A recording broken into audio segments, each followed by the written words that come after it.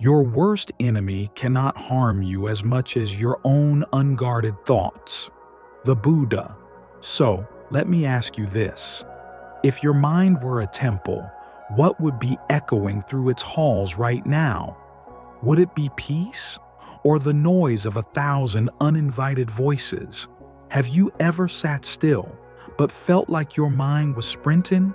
Have you ever woken up with everything seemingly fine, yet your spirit heavy and restless? If that's you, you've arrived at the right moment, not by chance, but by calling. Welcome to Mindful Footsteps, a sacred space where every video is a doorway back to presence, every word a gentle bell awakening what you already know but may have forgotten. If the message today touches something true in you, please like the video, share it with someone whose heart needs stillness, and subscribe to walk this mindful path with us. And tell me in the comments, what thought or question led you here today? Let's begin. Command your thoughts with precision. In the eyes of the awakened ones, thoughts are not mere reactions. They are the blueprints of your destiny. The Buddha once taught, with our thoughts, we make the world. But ask yourself, what kind of world are you building today with the thoughts you silently allow to linger? Let me pose a question to you, the seeker of clarity. If you are not the master of your own mind, then who is? In the tradition of the Dharma, thoughts are likened to clouds, ever-shifting, transient, and often illusory. They drift across the vast sky of consciousness. Some bring rain, others pass in silence. But the sky, the true self, remains unchanged. The key to mental liberation is to remember, you are not the cloud, you are the sky. Just as great leaders like Nelson Mandela chose compassion over vengeance, despite decades of unjust imprisonment, you too can learn to command your mind rather than be enslaved by it. Do you believe Mandela didn't experience dark thoughts? Of course he did. But he recognized a deeper truth. A man is not free if his mind is in chains. Let me share with you a sacred parable. A young monk, plagued by criticism and self-doubt, approached his master with weariness in his eyes. "Master," he said, "why is my mind always filled with voices that tear me down?" The old monk handed him a mirror and said only this, "Smile into this each morning, even if it feels false." Weeks passed. Reluctantly, the young monk obeyed. What changed was not the reflection, but the reflection's soul. The act of choosing a smile, conscious, repeated, began to drown out the voices of fear. And where once there was doubt, now stood awareness. My child of the way, are you willing to challenge the chorus in your head? Here is your first sacred practice. Practice. The thought checkpoint set an alarm every 3 hours. When it chimes, pause. Ask yourself, what am I thinking right now? Would I plant this thought in the garden of my future? If not, gently uproot it. Replace it with a thought rooted in love, in patience, in vision. Write this down somewhere visible. My thoughts are my servants, not my masters. Engage with me now. What negative thought do you often entertain that you're ready to let go of today? Leave it in the comments. Let us release them together. The Buddha did not teach us to banish thoughts, but to see them clearly and to choose them wisely. You are not your anger. You are not your fear. You are the awareness behind them. So I ask you again, who commands your mind? And are they worthy of that power?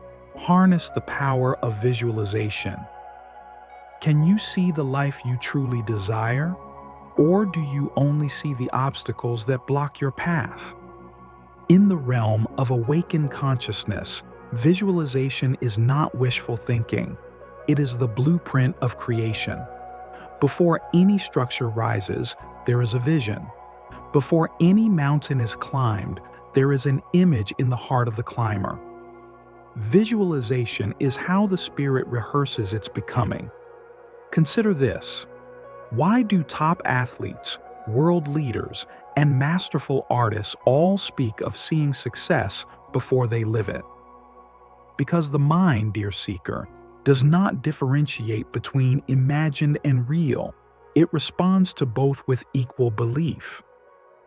Let us reflect on the story of a great warrior, not of violence, but of vision. There was once a general who had never lost a battle, not because he was the strongest, but because he saw every battle twice. First in the stillness of his meditation, then again on the field. He would sit in silence, eyes closed, walking the terrain of his mind, visualizing each move, each counter, each outcome. When the moment came, nothing surprised him, for he had already triumphed within. That general was the emperor Marcus Aurelius, a Stoic, but one whose practices aligned with the deepest truths of the Dharma. Now ask yourself, are you rehearsing failure or are you pre-playing your victory? Practice, the inner vision ritual. Each morning before the world demands your attention, sit in stillness for 5 minutes. Close your eyes, breathe deeply. Now, visualize not only what you want, but who you are when you have it. What does your posture look like? Your words, your energy, feel it, live it, see it as real. When this practice is consistent, the outer world begins to bend in quiet obedience to the inner command. Write this in your journal. As I see, so shall I become. Speak to me now. What is one dream you've been too afraid to envision clearly? Share it below. Let us give it breath together. For the enlightened do not wait for the path to appear. They walk it first in the mind and then with their feet. So I ask you, what reality are you ready to create simply by daring to see it first? A radical mind diet. Let me ask you a question that few dare to consider. If your thoughts were food, would they nourish you or poison you? In the way of the Dharma, what you feed your mind is just as sacred as what you feed your body. Many seek peace through meditation, but continue to consume a mental diet filled with gossip, outrage, fear, and comparison. Is it any wonder then that the mind grows restless, the heart anxious? Imagine this. Would you pour mud into a crystal clear stream and then cry because the water is no longer pure? The Buddha spoke often of right view and right intention. But how can one cultivate right intention if the mind is daily bathed in toxicity? You see, the mind, like a garden, grows what you plant. And if you're not planting consciously, weeds will take root on their own. Consider the great visionary Steve Jobs. He was known not just for innovation, but for intense focus and spiritual clarity. He once went on meditation retreats in India, seeking simplicity and silence to counter the noise of Silicon Valley. He protected his attention like sacred fire. Do you? Now reflect. What kind of mental content do you consume in the first hour after you wake? Does it uplift you or drain you? Let me share with you a teaching from the forest tradition. A disciple once came to the master complaining of confusion and despair. The master said nothing but walked him to a pond, still and clear. Then with a stick, he stirred the mud from the bottom until the water turned dark. This, he said, is your mind on distraction. Sit, wait. Minutes passed. The mud began to settle. This, he whispered, is what happens when you stop consuming chaos. Practice the purification fast. For the next 7 days, treat your mind as a sacred temple. Remove all input that does not serve your clarity. No gossip, no violent media, No scrolling through negativity. Replace it with ancient wisdom, noble silence, uplifting teachings, or simply the breath itself. Each evening, ask yourself, what did I feed my mind today? And write this mantra at the top of your journal. My mind becomes, and finally, move. Let it move through your body. Dance, walk, cry, pray, paint. Don't suppress the storm. Release it in sacred ways. Write this in your journal today. My emotions are sacred messengers. I honor them. I do not obey them. Now I turn to you. What is the emotion you most fear sitting with? And what do you think it's trying to tell you? Leave your answer. Let others know they are not alone. Remember this, in the hands of the wise, even poison becomes medicine. So I ask you, dear soul, will you keep drinking your anger, or will you learn to distill it into wisdom? Rewire your brain with gratitude. What if the key to transforming your entire reality was not found in getting more, but in appreciating what's already here?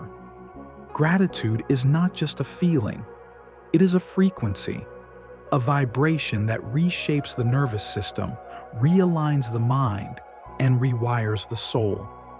Modern neuroscience tells us what ancient monks have always known. What you consistently give thanks for, you begin to attract more of. Why do you think the most spiritually powerful beings smile so gently, even in difficulty? Because they are not blind to suffering, but they see the jewel within it. Let me tell you a story from my own tradition. A monk was once asked why he seemed so joyful despite having only robes and a bowl. He replied, because every breath is a gift. And I have learned to unwrap it slowly. Ask yourself, when was the last time you paused, not to wish for more, but to bow before what already is? Practice the gratitude flame. Each night before sleep, write down 3 things you're grateful for, but go deeper. Don't write, I'm grateful for my home. Write, I'm grateful for the way the light touches the wall in my home at sunrise. It makes me feel safe. The more specific the gratitude, the brighter the flame it lights within you. And each morning upon waking, before you check a single message, place your hand over your heart and say, thank you. I am awake. I am alive. I am enough. Write this mantra where you will see it often. Gratitude is my lens. Through it, I see the divine in all things. Now tell me, what is one small, quiet thing you're grateful for today that you often overlook? Write it in the comments.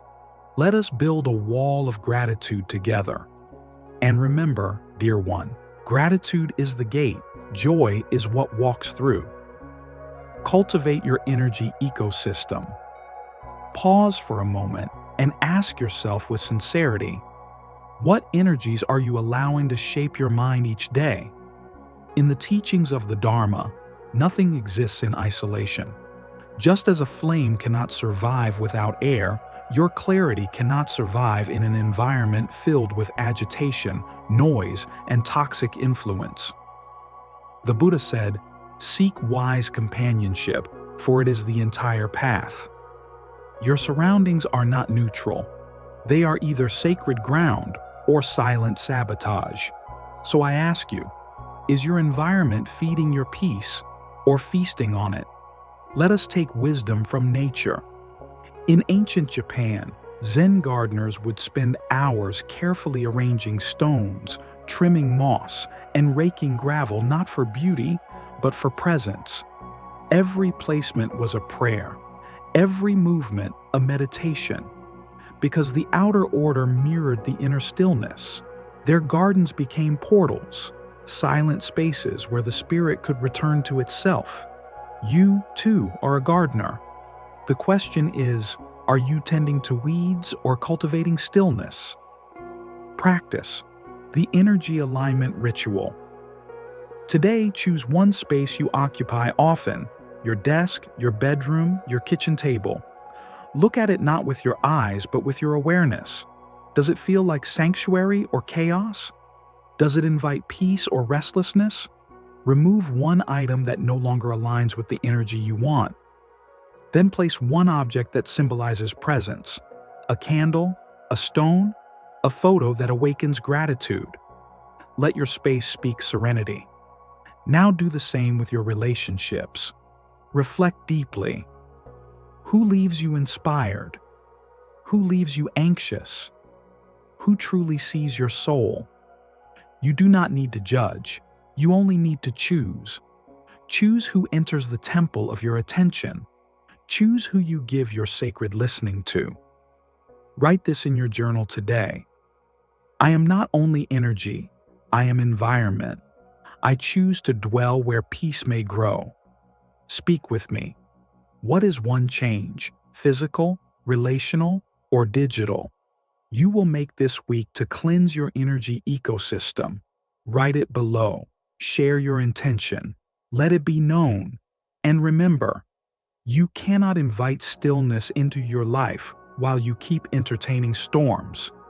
Choose wisely, beloved one, for your mind becomes the soil in which your life grows. Radical acceptance. What if peace isn't found by changing your life, but by finally accepting it? Radical acceptance doesn't mean you approve of pain, betrayal, or loss. It means you stop fighting what already is. The Buddha taught, pain is inevitable, suffering is optional, and suffering begins the moment we resist reality. Ask yourself right now, what are you clinging to? What truth are you refusing to face?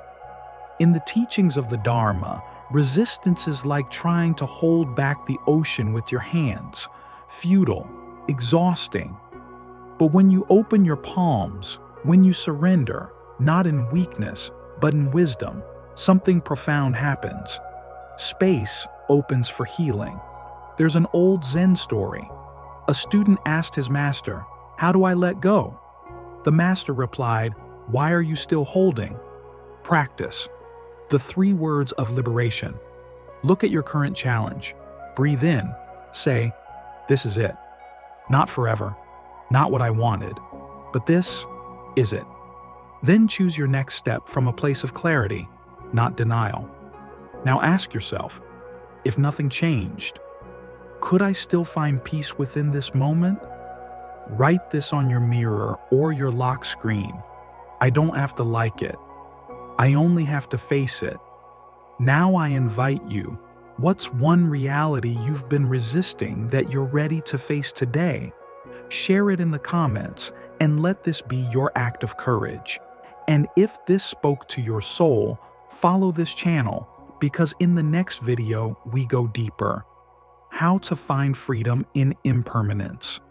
You won't want to miss it. Remember, life doesn't wait for your approval, but peace does wait for your acceptance. Breathe, let go, return,